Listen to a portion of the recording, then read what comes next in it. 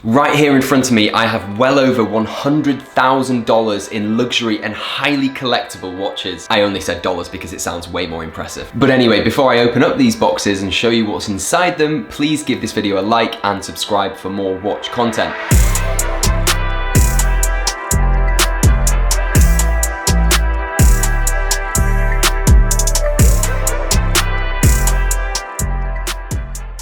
So I have 7 watches right here, and I'm pretty sure that some people would give an arm and a leg just to own one of them, so I am very, very fortunate and grateful to have these. However, some of these are not mine. They are owned by a friend, and you can comment if you know who that friend could be. And interestingly, these watches pretty much cover all the occasions where you would need to wear a watch or where you'd want to wear a watch. You'll understand what I mean very soon. All right, let's get started. So we're starting off with a bang here, ladies and gents. This is a black dial, black bezel Rolex GMT. And I think of all the newish GMT models, this one right here flies under the radar the most. That's because it seems like the Batman and the Pepsi GMTs are just far more popular. And I guess considering older models as well, the Coke is just so popular these days. So yeah, I would say this is an unsung hero in the GMT world. It's such a nice watch. This isn't my watch, but I remember seriously considering buying this watch back in 2017, and I think it was around 5K at the time.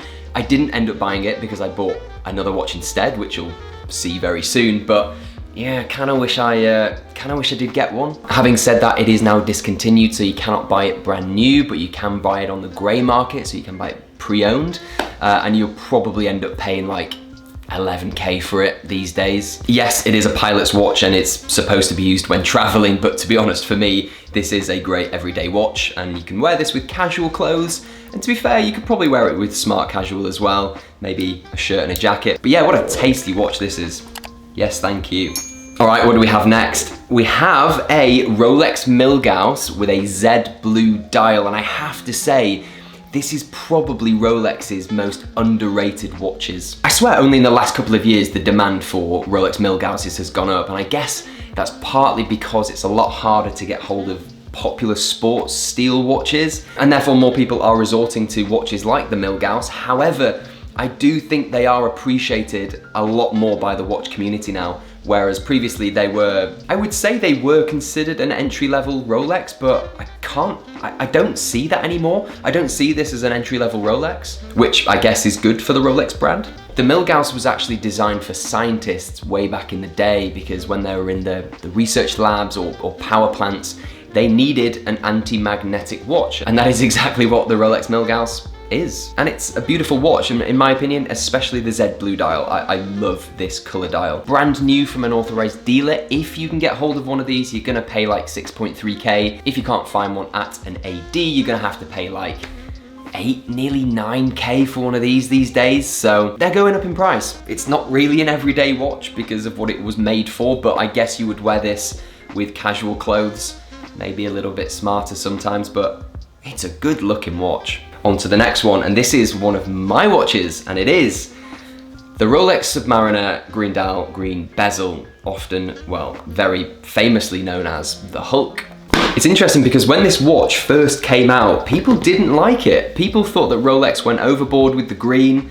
It's a lot of green, to be fair, but over time, and I genuinely think that social media helped with this, because over time, people just started to fall in love with it, and I can see why. So I do think social media has helped this a lot. It isn't your ordinary sub, it is different, and I think because of that, it comes across more limited, and it is a good looking watch, people, and dare I say it, I think this is probably one of Rolex's most recognizable watches.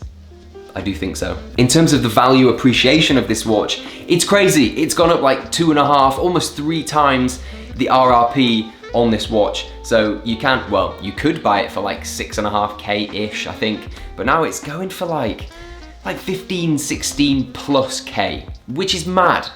That is crazy. The Hulk did get discontinued last year, and I actually had a friend who heard rumors that it was gonna be discontinued, and he very cleverly decided to buy one at £9,000, I think early last year, maybe end of 2019, he got it from Hong Kong. And he's done a good job getting that at 9K, because like I said, they're now going like 15, 16K. So Yeah, well done you, sir. But having said that, I bought this exact watch for £6,500 in 2017.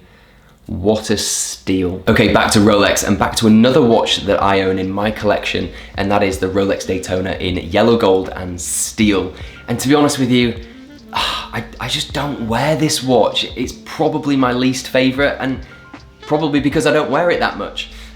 It is a very, very nice watch. So the year for this watch is 2019. The thing is, I have a very nice day-to-day watch with the Hulk, and I also have a very nice high-end luxury watch, which I'll show you soon. So this kind of sits in the middle, and like I said, I just don't wear it.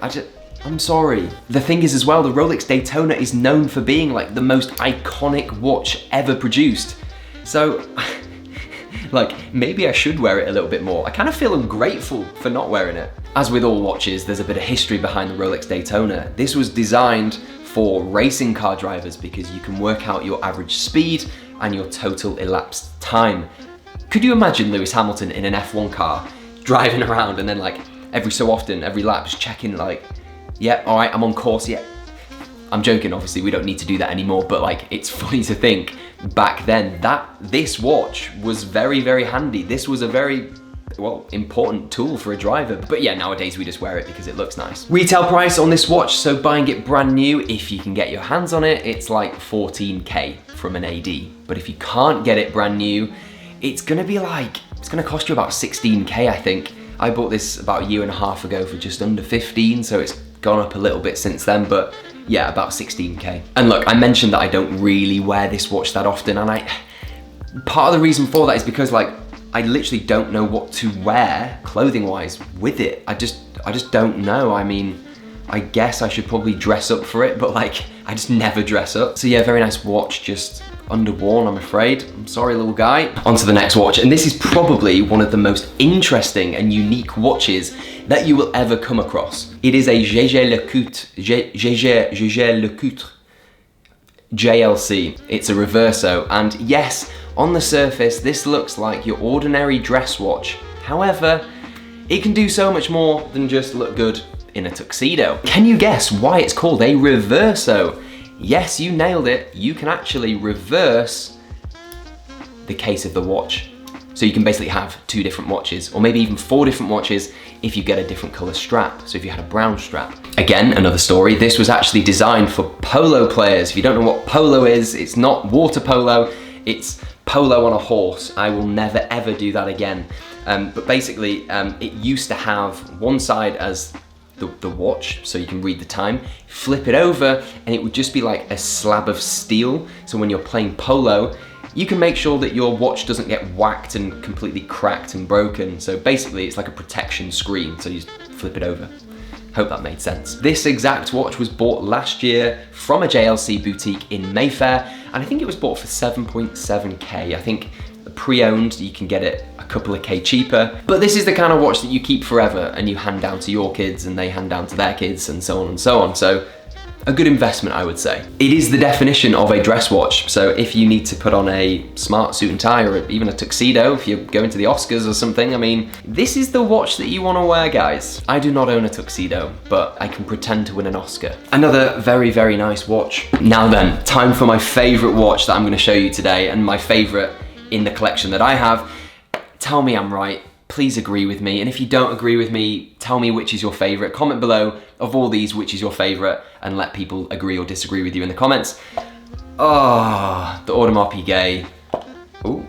So here you go, AP, Royal Oak, white dial, 41mm. It has an amazing skeleton back, and it just fits my wrist so nice. For me, it is that watch that I just absolutely love. If you've never had the feeling that I have right now, then you need to go try some watches on, people, because you're missing out. It's a winner of a watch. I've had it for just over 2 years now, and yeah, by far my favorite watch. I got it for 15.7K, and it's now worth like 24K, maybe more, depending on who's selling it. I think I was 24 at the time, and I remember just wearing it thinking like I was the coolest person on planet Earth because I had this on my wrist. And I guess, why shouldn't a watch make you feel like that? But yeah, for me, I don't need to have an occasion to wear this. I don't need a specific outfit. I don't care, because I love it. It's my baby, and it always will be.